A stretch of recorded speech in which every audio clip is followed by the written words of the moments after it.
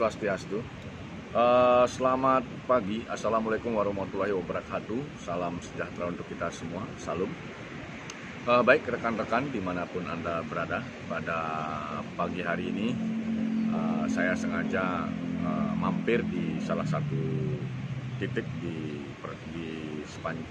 sepanjang Jalan Denpasar Gilimanuk. Perjalanan saya pulang dari Denpasar menuju Jembrana, Bali. Saya mampir di titik ini sengaja sekalian untuk istirahat, kemudian menyampaikan pandangan saya berkaitan dengan reformasi sistem politik bagian ke-7. Jadi sengaja saya pilih titik ini di Pantai Pengeraguan, Kecamatan Kutatan, Kabupaten Jembrana. Pantainya bagus, jadi tempat beristirahat yang sangat nyaman bagi siapapun yang melintasi jalan ini.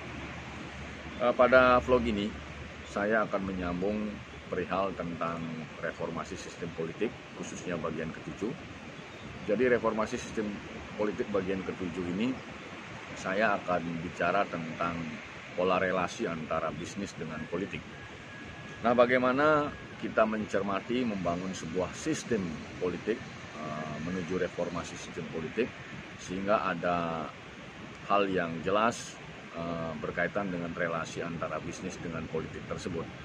Meskipun sebenarnya secara faktual di lapangan fenomena ini memang telah menjadi fenomena sepanjang peradaban manusia. Bahkan di negara-negara maju pun pola relasi ini antara bisnis dengan politik itu tidak bisa kita hindari, tidak bisa kita tampik karena memang demikian adanya. Hanya saja ketika kita berupaya untuk membangun sebuah sistem politik yang lebih baik atau lebih sehat, pola relasi ini harus kita petakan dengan jelas bagaimana sektor bisnis, unsur bisnis itu tidak terlalu mengintervensi politik. Meskipun memang politik itu kaitannya dengan bagaimana upaya mencari kekuasaan. Nah, salah satu hal mungkin yang perlu dimasukkan di dalam upaya untuk melakukan reformasi sistem politik tersebut adalah ketika katakanlah misalnya ketika pebisnis mencoba untuk masuk ke dalam jalur politik, ketika para pebisnis atau orang yang berbisnis tersebut lolos di dalam proses politik itu dan menjadi pejabat politik atau pejabat publik, ada regulasi yang mengatur bahwasannya ketika terpilih dan memperoleh jabatan di dalam jabatan politik tersebut tidak diperkenankan untuk berbisnis lagi sampai dengan jabatannya habis. Nah, itu regulasi-regulasi atau aturan main yang seperti itu harus kita masukkan ke dalam sistem politik yang coba untuk kita bangun atau untuk kita reformasi. Mengapa demikian? Karena apabila tidak ada pembatasan seperti itu, pebisnis masuk sebagai pejabat politik dan masih merangkap pekerjaan atau profesi tersebut, tentunya ini berimplikasi kebijakan-kebijakan yang dibuat itu bisa bersifat subjektif. Bisa saja, mungkin saja kebijakannya akan menguntungkan korporat atau usaha-usaha yang dimilikinya. Nah, karenanya lah maka dari itu untuk memperjelas pola relasi antara bisnis dan politik tersebut, ada sekat yang jelas, ada aturan-aturan yang dituangkan di dalam regulasi sistem politik. Ketika para pebisnis masuk untuk menjadi pejabat politik, ketika menang, maka dia tidak bisa lagi bergerak di sektor bisnis. Nah, mungkin mekanismenya seperti apa? Mungkin yang bersangkutan bisa menyerahkan usahanya kepada keluarganya, kepada saudaranya, kepada adiknya, atau kepada teman-temannya.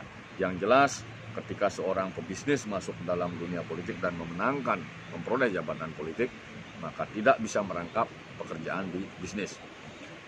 Hal ini juga berkaitan dengan vlog saya sebelumnya, yang sempat saya menyinggung bahwasanya jabatan politik itu tidak bisa, harapan saya itu jabatan politik bukan tidak bisa, harapan saya jabatan politik itu tidak ada periode kedua. Inilah sebenarnya titik kritis yang perlu kita cermati bersama berkaitan dengan upaya membangun sistem politik yang lebih baik lagi.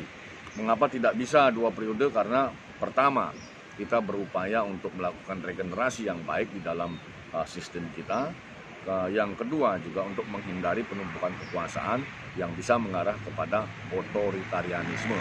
Nah, itu yang perlu saya sampaikan berkaitan dengan sistem politik bagian ke-7 ini, berkaitan dengan pola relasi antara bisnis dengan politik. Nah, mungkin itu hal yang bisa saya sampaikan pada vlog saya pagi hari ini dari Pantai Pengeraguan, Jemberana, Bali. Apabila dalam penyampaian saya tadi ada yang kurang berkenan, saya mohon maaf. Saya tutup dengan menyampaikan Prama Santi. Om Santi, Santi, Santi Om. Assalamualaikum warahmatullahi wabarakatuh. Salam sejahtera untuk kita semua. Salam Namo Buddhaya.